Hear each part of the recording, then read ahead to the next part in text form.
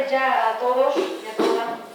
Os hemos traído, o os he traído yo personalmente, a una actividad de biblioteca, de estas poquitas que nos podemos permitir en segundo de bachillerato, dentro de nuestro programa de biblioteca de este año que se llama Alíes con los clásicos. Y lo que quería presentaros hoy es una entrevista a este señor que está conmigo aquí, que es José María Barbado, y que es, o ha sido, toda su vida maestro, escritor y también político. ¿Suena algo el apellido Barbado en este pueblo? ¿A vosotros a qué os suena Barbado?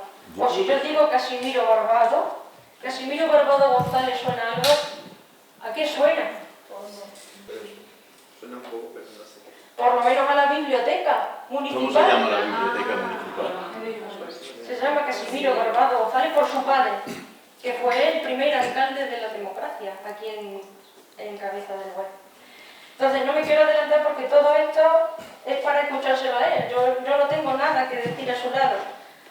Entonces pues vamos por cederle la palabra de Floris George, José María.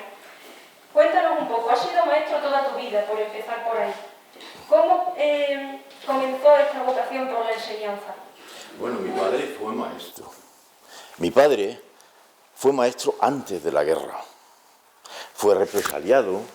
Cuando llegó la guerra no pudo ejercer magisterio. Fue condenado porque era más bien republicano. Vosotros sabéis lo que pasó en la guerra porque os lo han contado, porque lo habéis leído.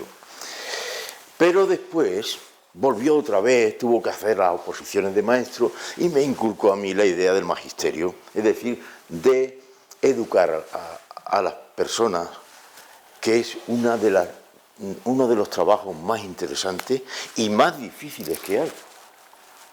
Si alguno de vosotros piensa en ello, pensar que es a veces ingrato, pero muchas veces muy gratificante el ser maestro, el ser profesor.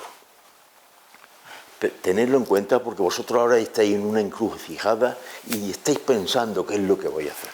Una de las profesiones más bonitas y más interesantes, pero a la vez más gratificante y a la vez que se lleva uno más desengaño, es la de ser maestro, la de inculcar a los demás la sabiduría y el conocimiento. No el que aprendan cosas, sino el que se eduquen, que no es lo mismo. Entonces yo me hice maestro, estudié en la facultad en Badajoz, me hice maestro y mi primera experiencia como maestro no fue en una escuela normal. Vosotros habéis oído hablar de las escuelas hogar. Sí. Las escuelas hogar. Había 3 que recogían a los niños que estaban sus padres trabajando en el campo, que eran pastores, y recogían a los niños y estaban internos. Bueno, pues yo fui maestro de esa escuela hogar. Y ahí me di cuenta de que la educación de las personas no solamente está en enseñarles y en que aprendan matemáticas, en que aprendan geografía o inglés, sino en cómo tienen que afrontar la vida. Y de esto vamos a hablar dentro de un rato. Y de hecho, yo no les daba clase a los niños, pero estaba pendiente de lo mismo que los padres cuando están por las tardes con sus hijos, que si los deberes, las tareas, que si el ocio de los alumnos, ahí estaba pendiente yo. Y mi primera experiencia como maestro fue maestro de ocio, maestro en la escuela hogar, porque yo vivía aquí. ¿Viviste con tu padre al principio? Efectivamente, vine con mi padre. Inspector de educación de lo que fue la comarca de La Serena. Eso. Ahí empieza tu vínculo. Y mientras tú vives en Cabeza del Buey y ejerces la docencia aquí, te das cuenta además de lo que es Cabeza del Buey, de qué significancia tiene o qué relevancia tiene este pueblecito al que tú y tu padre, vuestra familia, os habéis venido. ¿Qué surge o qué percibes tú en la atmósfera del Cabeza del Buey de entonces? Ahí lo primero que tengo que decir es, primero, dar las gracias a Nazaret por haber conocido a paisanos míos, porque sois paisanos míos. Aunque hace ya muchos años que yo no estoy aquí, pero yo me considero que mi pueblo es Cabeza del Buey. Y si la gente me pregunta de dónde eres, yo digo, soy de Cabeza del Buey. Y a mucha honra, porque Cabeza del Buey lo viví desde pequeñito. Mi padre vino aquí destinado como inspector de enseñanza y yo aquí me crié desde el principio. Yo me acuerdo que entonces pues no teníamos los medios que tenéis ahora, de ordenadores, de tablets, de móviles, y lo único que salíamos era pues a darle patadas a una piedra, como quien dice, o a salir al campo. Me conozco todos los alrededores, no sé. Vosotros conocéis, por ejemplo, me imagino, pues, yo sé, Las Loberas. ¿Sabéis dónde están Las Loberas? Sí. ¿Alguno lo sabe? ¿Conocéis el Pozo Retumbón? ¿Tú lo conoces? ¿Habéis oído hablar del Pozo Retumbón? Es una de las cuevas más visibles de la Sierra del Pedregal. Bueno, pues está ahí. Si os asomáis, está el Calvario, si lo conocéis, claro está. ¿Conocéis la Cruz del Siglo?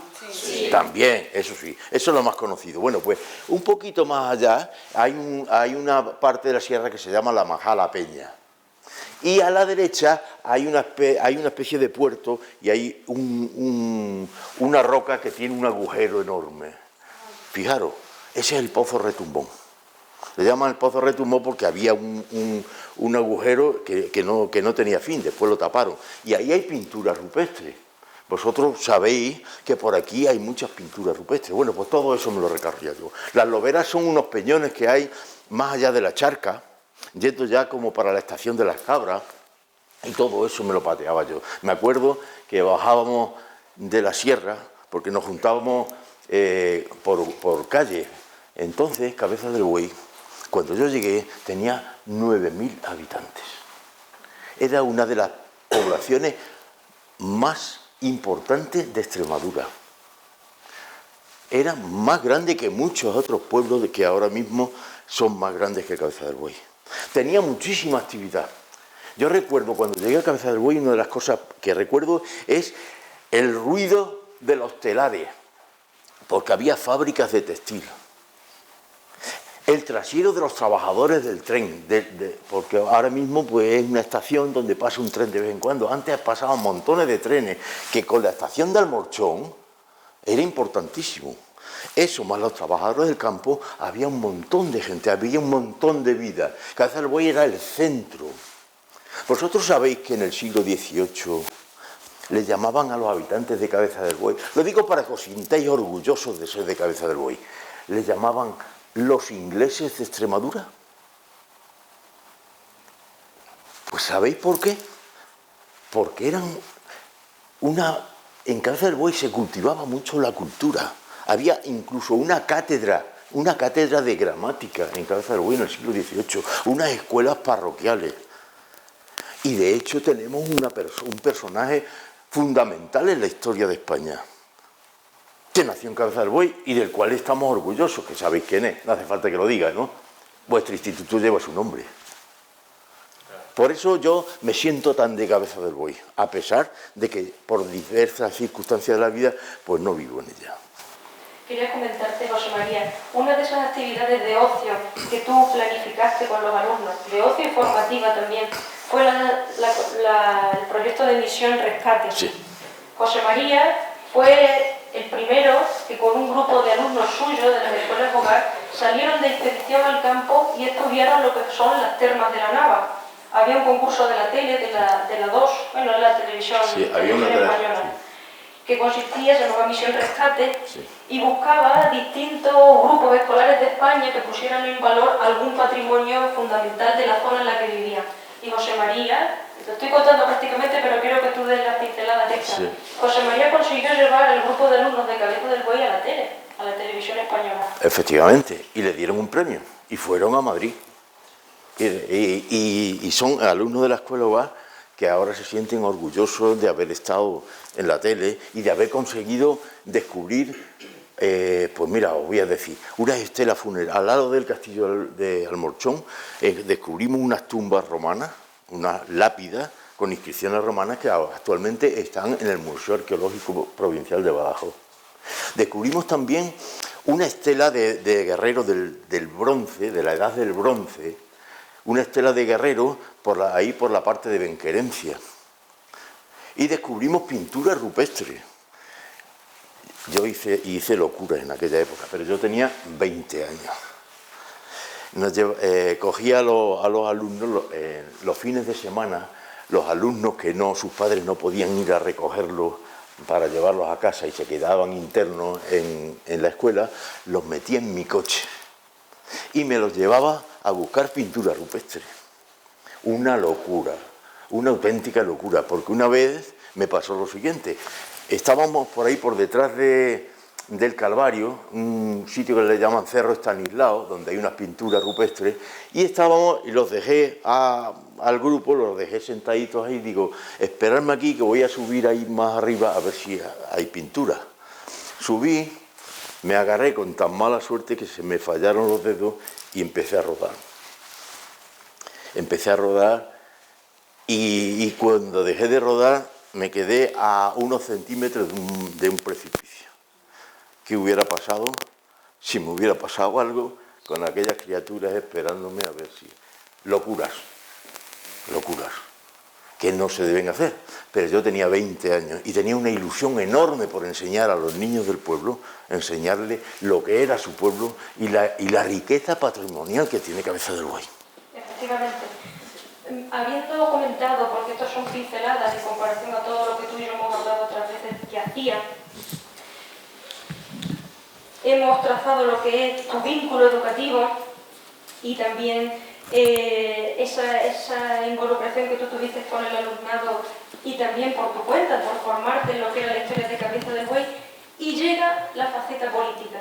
Tu padre, Casimiro Barbado, se convierte en el primer alcalde del equipo democrático de Cabeza del Buey y se forma en lo que, en mi opinión, es el germen político más ilustrado que ha tenido Cabeza del Buey, en tanto que vosotros, y cuando digo vosotros, digo tu padre como alcalde, pero tú también como concejal, estuviste en la Concejalía de Cultura, pues fuisteis los pioneros en tratar de crear unos sistemas sanitarios. Por ejemplo, el Centro de Salud de Cabeza del Buey se crea durante la legislatura de tu padre y se le decide dar el nombre de Nicolás Pérez Jiménez, que fue un médico ilustrado potentísimo del siglo XIX. También el nombre de ciertas calles, la calle Luna de Peña, por Julián de Luna y de la Peña. La calle del Maestro Rodríguez Valdés. Maestro Rodríguez Valdés, ojalá viviera, pero es imposible, fusilado durante la guerra, fue un maestro republicano. Y más, muchas más cosas. Por ejemplo, se inauguró el Polideportivo Municipal, la piscina, en aquella época. Fue la primera corporación y teníamos una ilusión enorme. La piscina municipal, la guardería infantil. El alumbrado eléctrico. El alumbrado eléctrico, el agua, que en aquella época no había agua corriente en las casas en Cabeza del Buey.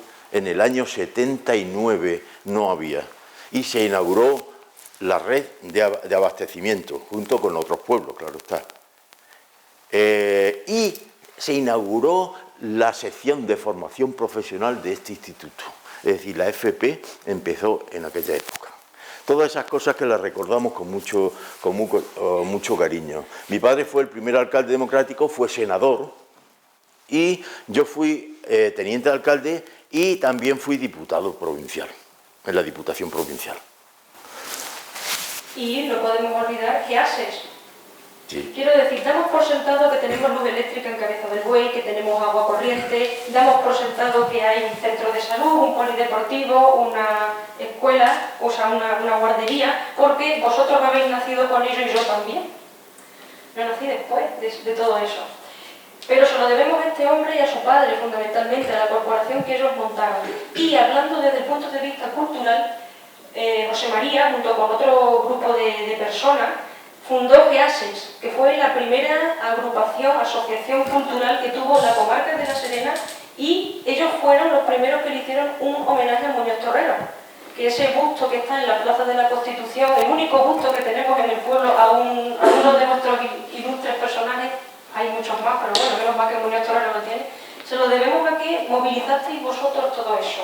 ¿Cómo fue aquello de GEASES? En aquella época no había muerto Franco.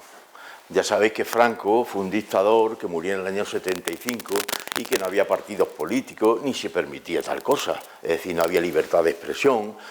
Y cuando murió Franco, pues ya nosotros nos dimos cuenta que teníamos que hacer algo por el pueblo. Pero claro, no podíamos hacer ni partidos políticos ni nada. Esto de los partidos políticos está hoy tan desprestigiado que esa es otra de las cosas que me gustaría contaros. Porque si nos da tiempo tenemos que hablar de cosas muy interesantes que a la gente rechaza y sin embargo son importantes. Bueno, pues creamos una asociación de un centro de estudio en los cuales se unió mucha gente y hicimos un montón de estudios de Cabeza del Buey de la comarca que fueron a llegar a muchísimos sitios, incluso creamos un premio. Y de hecho nosotros fuimos los que inauguramos el busto ese que hay de Muñoz Torrero en la Plaza de la Constitución. Y fuisteis a Madrid también, al Panteón de Hombres Ilustres, a depositar por primera vez una corona en la tumba de Muñoz Torrero. Y también confeccionasteis una bandera. La bandera que dio Muñoz Torrero al Congreso de los Diputados, que es una bandera de España con las cabezas del buey en los extremos y pone constitucional, es decir, después de la Constitución de 1812. Vosotros sabéis que fue el padre de la Constitución y que en España no está lo suficientemente reconocida la figura de Muñoz Torrero. Y nos corresponde a nosotros, a los capubovenses, el darlo a conocer y al sentirnos orgullosos de ella. Quizás hablando ahora de la Constitución y del papel de la política, José María, tú que has estado en ese mundo, ¿por qué es importante la política y por qué debería importar al ciudadano, a cualquier ciudadano? Esto, verá, ahí es donde quería yo llegar. Vosotros iréis muchas veces a decir, bah, la política es una mierda. Todos los políticos son iguales, van a lo suyo. Habrías oído hablar muchas veces. Yo no soy político. A mí, que no me vengan con política. Eso, la política para los políticos. Y ese es el gran error que nos están haciendo que cometamos. Mirad, este libro lo han descargado ya más de 4.000 institutos en toda España. Lo escribí yo. Lo escribí yo porque estoy pensando que hay que dignificar un poco las cosas que nos están metiendo en el coco, que nos están lavando el cerebro. Vosotros lo estáis viendo. ¿Habéis visto lo que pasa con el tema de la Dana? Han llegado una cantidad de fake news, es decir, de bulos y de rollos que mucha gente va y se los cree. Vosotros, si os descargáis este libro, porque este libro está a vuestra disposición, si vais a mi página web, que se llama josemariabarbado.com, ahí en la biblioteca está descargable el libro. Bueno, pues 4.000 institutos se lo han descargado ya, de toda España. Aquí lo que quiero hacer es un resumen como un cuento, sin cansar, sin aburrir, porque a veces la historia se llena de montones de datos que se nos meten en la cabeza. Esto es un rollo, esto de la historia. La historia es la maestra de la vida. Que sepáis que si nosotros estamos aquí y estamos haciendo lo que estamos y vivimos como vivimos, es por culpa o gracias a las personas que estuvieron antes que nosotros. Y si nosotros estamos aburridos y no sabemos lo que hacer, y esto no vale para nada, y todas estas cosas es consecuencia de lo que nos han metido por el cuerpo y de lo que han vivido los que antes de nosotros. Este libro se lee en un pispás. Si queréis más, aquí tenéis otro, pero este libro da miedo, ¿verdad? El libro se titula Un pueblo traicionado, de Paul Preston. Paul Preston es un estudioso y una amante de España, que es inglés, que no tenía por qué meterse en España y sin embargo amaba tanto España que escribió este libro. Y este libro dice lo mismo que este, con la diferencia de que esto se lee en un pispazo. Y es ameno. Y es ameno. Pero os digo más.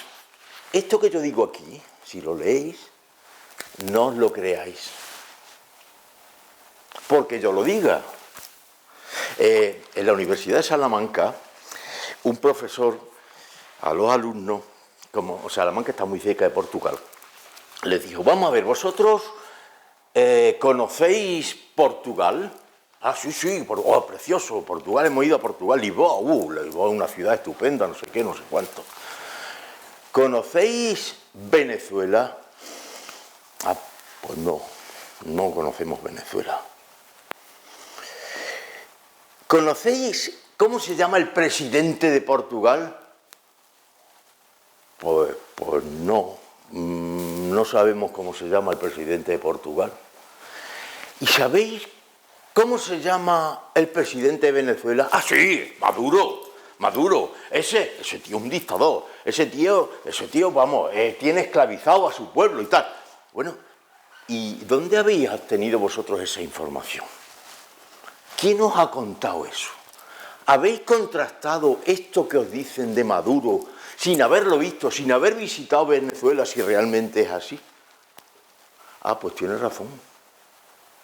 Nos están contando cosas que porque salen en internet y porque sale en la prensa, vamos y nos lo creemos directamente, sin fijaros. Por eso es lo que quiero, os ruego encarecidamente, es que no deis crédito a nada de lo que os diga si no sois capaces de contrastarlo.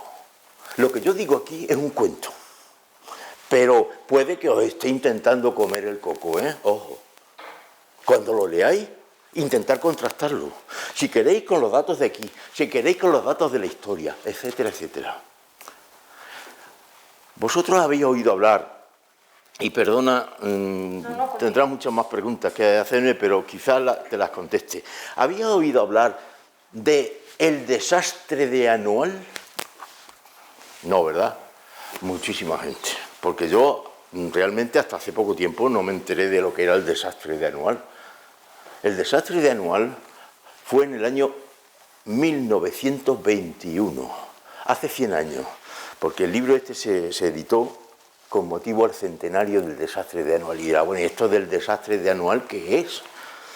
Pues una cosa que nadie sabe, ni la prensa ni el gobierno se ha dignado a escribir sobre ello, y fue tan importante que cuyas consecuencias nos han llegado hasta ahora. Anual ni siquiera está en España, está en África, está en Marruecos. Y allí, cuando España, que perdió, ¿os acordáis que España tenía un imperio importantísimo, uno de los mayores imperios que ha habido, toda América del Sur, gran parte de América del Norte, Filipinas? Cuando lo perdió todo, en el año 1898, a España le dieron un trocito de Marruecos para administrar, porque los marroquíes estaban muy asalvajados y había que administrarlo. Habiendo aquí comarcas, como por ejemplo las Urdes en Cáceres, que vivían peor que en Marruecos. Pero bueno, resulta que, ¿quién iba allí, a Marruecos? Los pobrecitos desgraciados de los hijos de los obreros que no tenían dinero para librarse de la mili. ¿Sabéis lo que es la mili? La mili ya no hay, pero si le preguntáis a vuestros abuelos, os contarán batallitas de cómo hicieron la mili, que si me destinaron no sé qué y os aburrirán con los datos. Bueno, pues antes era obligatorio ir al ejército. Pero en aquella época, en el año 21, resulta que no iba todo el mundo a la mili. El que tenía dinero pagaba y se libraba. Y los pobrecillos que no tenían dinero sus padres para pagar, se iban allí. Y mal vestidos y mal pertrechados, porque no tenían ni botas, calzaban abarcas, fueron a enfrentarse con los rifeños, que era un pueblo bastante indómito y que conocía bien al terreno. Como consecuencia de eso, mataron a 13.000, aproximadamente 13.000 soldaditos españoles que mandaron ahí porque no podían negarse a ir allí.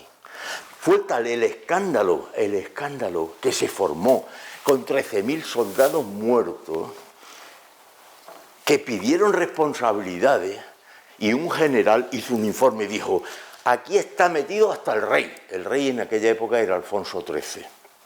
Pero ese informe no llegó a salir, porque otro general dio un golpe de estado y dijo, esto no se puede saber, hombre.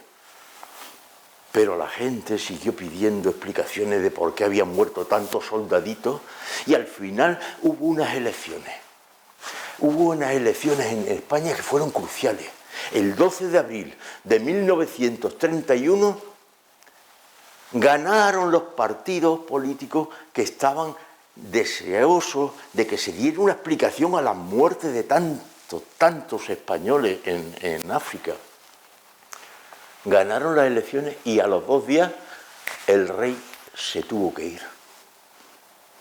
Y se proclamó la Segunda República Española. La Segunda República tenía muy buenas ideas, pero no tenía medios, porque el clero, los militares, etcétera, etcétera, no iban a permitir que la República hiciera cosas. Quisieron hacer una reforma agraria para que todas esas grandes extensiones de tierra que solamente estaban en manos de 1 o 2 señoritos se repartieran entre la gente del campo. No pudieron. Y al final, en el año 1936, el ejército se levantó en armas y dio un golpe de Estado. Y se formó, vosotros eso lo sabéis, una guerra, la Guerra Civil de 1936, que fue acaudillada por el general Franco. La guerra ganó los militares sublevados, la República se borró y estuvimos un montón de años bajo la dictadura de Franco, hasta que Franco murió en el año 1975 y los españoles dijeron, bueno, se ha muerto Franco, venga, vamos a ponernos de acuerdo a ver qué hacemos ahora. Pero yo no voy a destripar el cuento. Está aquí. Y es tan fácil de leer que os recomiendo que en una tarde o 2 tardes y luego lo comentéis con vuestros profesores. Las cosas muchas veces no son como nos las cuentan. Ahora bien, os lo vuelvo a decir, no me creáis, leerlo, pero contrastarlo.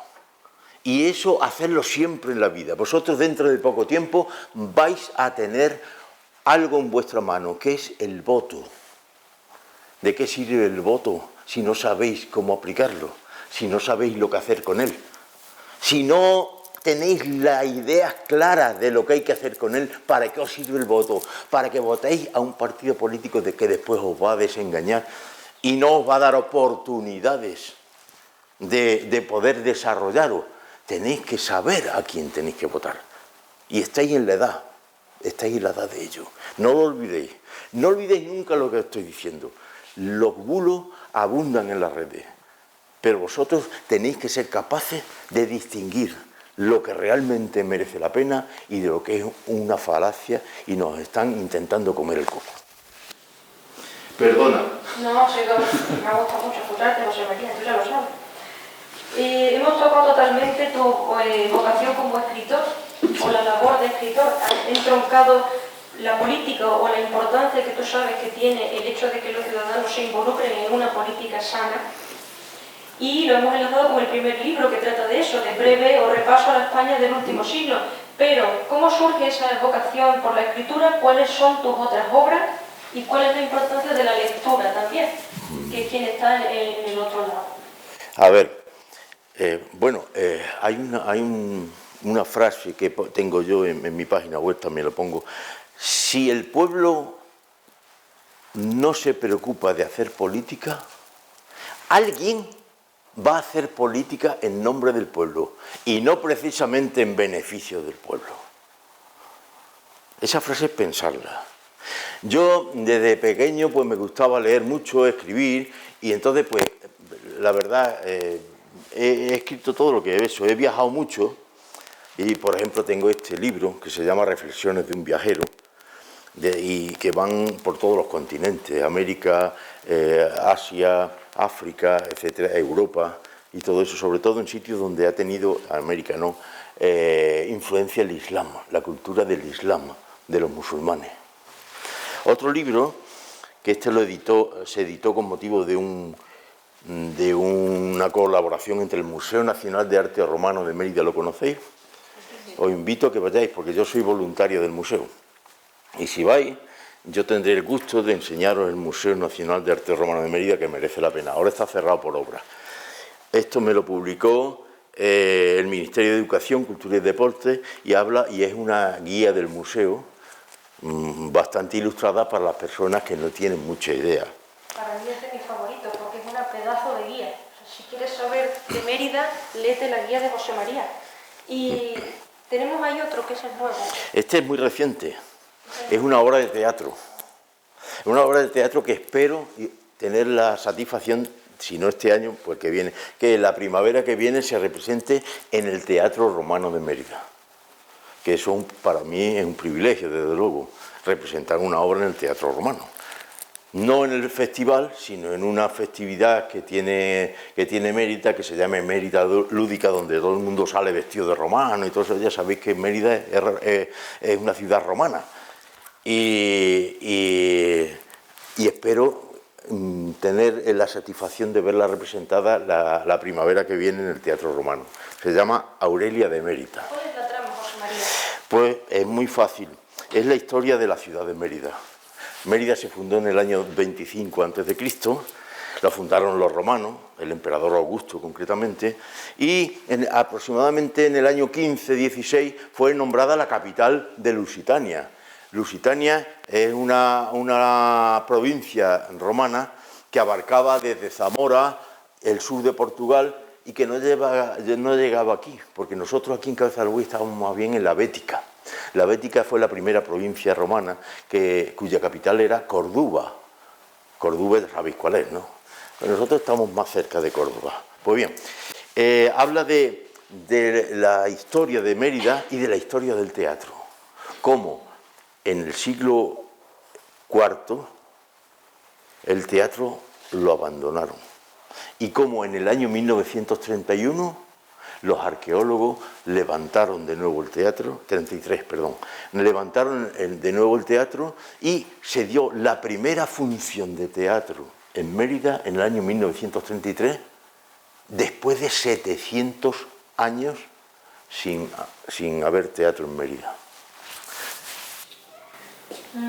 Quería preguntarte, José María, ahora que estás jubilado, ¿cuáles son tus aficiones? ¿Cómo aprovechas el tiempo? ¿Has dedicado una vida a la enseñanza, a la formación en cultura, a través de tu rol político como concejal y en la Diputación, a la escritura? Además de la escritura, ¿cuáles son tus aficiones? Pues poco más, porque con la escritura me lleva bastante tiempo. Viajar. Sigo gustándome viajar. El viajar es lo que más abre la mente. Las personas que viajan conocen nuevas culturas, otras cosas distintas de las que tenemos aquí. Y entonces hace que comprendas muchas cosas que si no sales no las vas a comprender. Viajar. Y yo he dicho, soy voluntario del Museo Nacional de Arte Romano y estoy encantado de acompañar a los grupos de escolares que llegan a Mérida y enseñarles el museo, e incluso enseñarles Mérida y los monumentos, pero de otra manera distinta a como lo hacen los guías oficiales. Si vais, estoy seguro que os va a gustar. Que vuestros profesores me avisen y cuando abran el museo preparar el viaje, porque yo estaré encantado de guiaros a través del museo y a través de Mérida. ¿Y a la lectura? ¿Te dedicas algún tiempo importante de tu tiempo? Pues, ¿Qué tienes entre manos ahora, José María? Pues ahora mismo estoy leyendo un libro que habla de el sexo y el erotismo en la alta Edad Media. Pero he terminado hace poco tiempo un libro que se titula, que es de Catherine Nixey, que habla de... Suelo leer libros históricos, novelas algunas también, que habla de el final de la época romana, de cómo el cristianismo destruyó toda la civilización romana. Pero vamos, son libros bastante contundentes. La última novela que he leído precisamente también habla de Roma, que es Maldita Roma. Eso me suena, ¿no? Que es sobre la vida de Julio César. ¿Cuál es el autor, José María? ¿Cuál es el autor? Me suena a mí. Verás mi cabeza. Sí, hombre, que ha escrito un montón de... Posteguillo, ese, Posteguillo. Yo como vivo en otro siglo, José María, tú ya hace poco tiempo que dio una conferencia en el Teatro Romano, precisamente. Una cosa que se me ha olvidado decir, y es que me gustaría que me hicierais preguntas y que me interrumpierais, levantarais la mano, lo que queráis. Estoy dispuesto, si lo sé, a contestar. Sí, de hecho quería hacerle la última pregunta a José María, pero quería dejar 5 minutos finales para que vosotros le preguntéis a él algo que queráis saber de algún momento de su vida o alguna pregunta que queráis hacerle, porque José María es un hombre ilustrado. Como ya sabéis que me gusta a mí contar la importancia de convertirse en personas ilustradas, pues aquí tenemos un modelo de lo que es eso. Pero mi última pregunta, antes de pasar a esa rueda de preguntas, es la de qué consejos de vida les daría a estos alumnos capobovenses de segundo de bachillerato que van a abandonarnos ya en cuestión de mesecillos, un pocos mesecillos que nos quedan, que tienen delante aquí hoy. Yo no les diré algún día algo cuando ya nos despidamos para siempre, pero ¿cuándo te toca a ti? En parte se lo he dicho ya, en parte le he dicho lo que yo creo que debíais hacer. Y que siempre, aunque os podéis sentir frustrados porque veis que no tenéis salida, pero salida siempre hay, siempre y cuando vosotros lo propongáis. Que llevéis Cabeza del Buey aquí, porque es vuestro pueblo, porque es vuestra historia. Y aunque estéis un poco disgustados con Cabeza del Buey, porque es un pueblo que ha venido a menos, tiene menos actividad, quizás no lo que vosotros busquéis, queréis salir fuera, no importa, si no podéis quedaros aquí y emprender algo para engrandecer vuestro pueblo, allá donde vayáis, acordaros de vuestro pueblo, pero sobre todo actuar con integridad y actuar con vista. Siempre tenéis que actuar con integridad y con criterio, que nadie pueda decir que os está comiendo el coco. Y hay que ver lo insistente que soy yo con el tema de que no os coman el coco, pero es que es así. Me gustaría ahora que le preguntarais vosotros a él algo de su vida. Venga. Preguntar que no nos grabo, ¿eh? Venga, venga. ¿Alguna curiosidad? Algo que... Dime. ¿Cómo pasa en tu infancia de, como tú has dicho, salir a dar patadas a las piedras, a ser una persona tan ilustrada, tan aficionada por la educación, por la cultura? Pues sí, buena pregunta. Efectivamente, cuando uno es niño, lo que tiene a mano, ¿no? Jugábamos, había un montón de juegos distintos, pero todos eran juegos en la calle, no teníamos nada, incluso nos inventábamos los juguetes. Pero claro, influye mucho el ambiente familiar en el que uno vive. Mi padre era también una persona ilustrada y me inculcó muchísimo el amor por el conocimiento. Pero hay personas que no tienen esa oportunidad y sin embargo la encuentran porque son personas que están predispuestas a ello, que se dan cuenta de que en la vida hay muchísimas cosas que realmente merecen la pena y entonces investigan y leen. Leed, de verdad, aunque sea en una tablet, pero leed, porque en la lectura están las experiencias de mucha gente que ha vivido cosas que vosotros no habéis vivido. Y os están transmitiendo sus experiencias. Y esas experiencias que os transmiten os va a servir a vosotros. Toda la gente que ha sido algo en esta vida es porque ha leído mucho. Sin leer no se llega a ningún sitio. Otra pregunta por ahí. Otra curiosidad. Azaroso, dime. ¿Cómo sugieres que el pueblo se involucre en la vida política? Ahí es donde está. Lo principal que hay es la educación. Es complejo. Y la pregunta es maravillosa. Has hecho una pregunta que ahí es como, diría yo, ¿cómo te digo yo? Mira, para que el pueblo se implique en la vida política, el pueblo tiene que estar preparado para ello. Y el problema es que no estamos preparados. Y entonces lo que se llama el pez que se muerde la cola, el círculo vicioso. El pueblo tiene que darse cuenta de que nosotros somos los que tenemos que decidir sobre lo que queremos y no vengan otros a decirnos qué es lo que nosotros no queremos.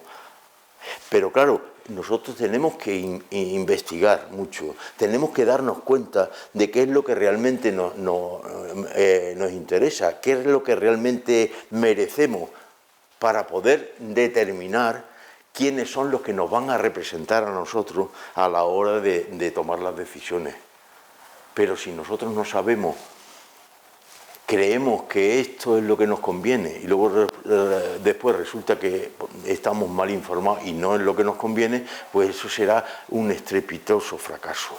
Y dejaremos de creer en los políticos, que es lo que está pasando ahora. Los políticos, decir que eres un político es como entrar a la bicha, como entrar al demonio. Es que los políticos van a lo suyo, van a robar. Eso no es cierto.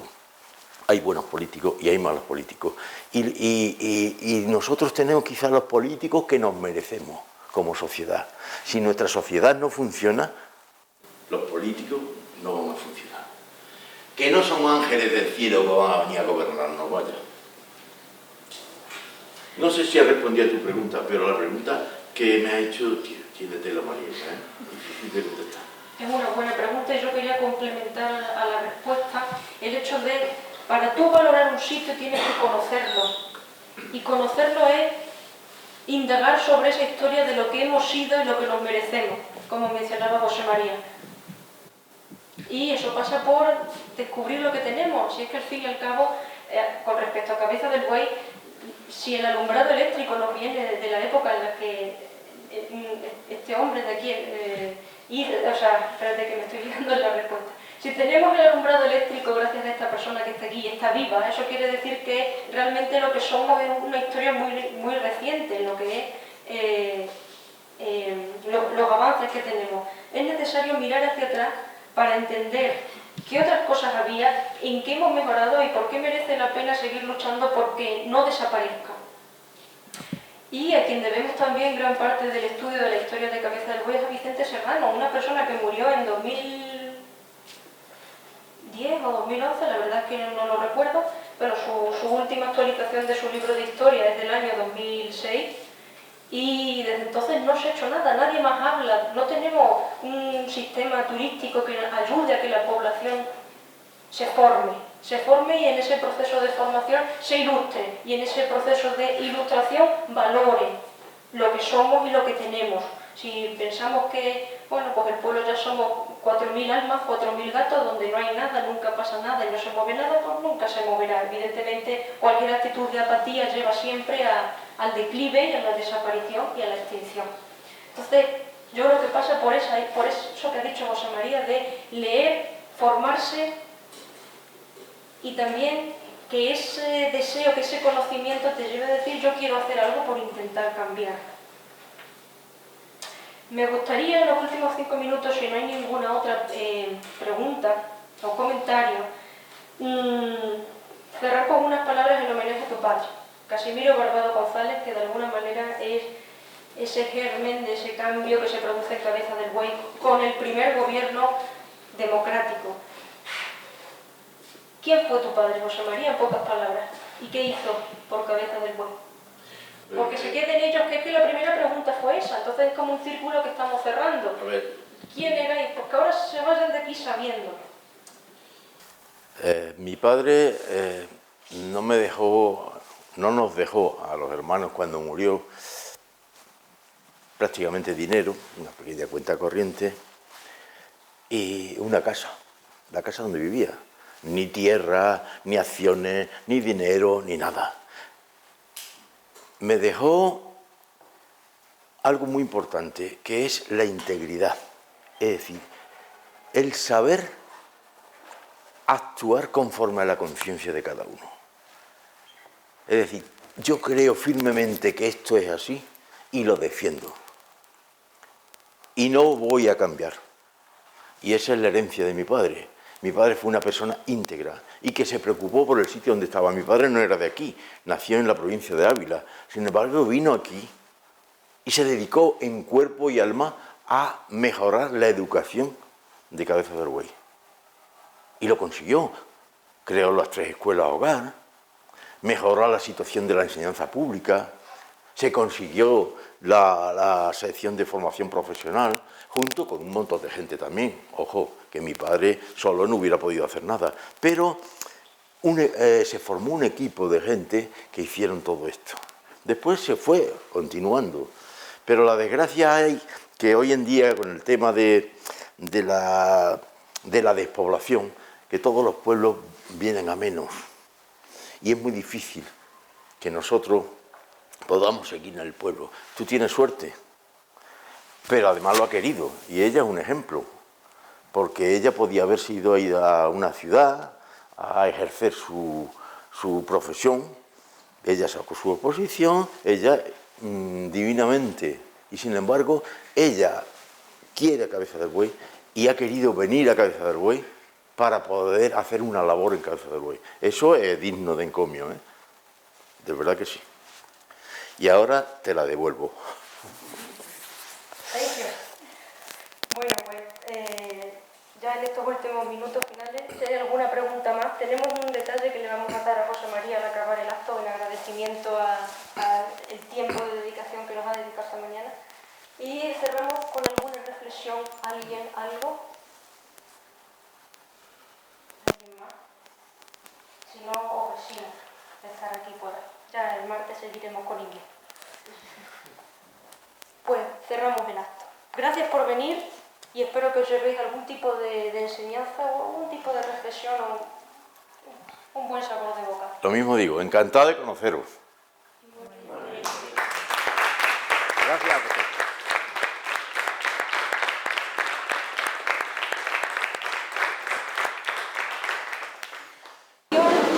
Muchas gracias. Cuidado que pesa un poco, que están ahora mismo Gracias, muchas gracias. en clase, por eso no han podido venir.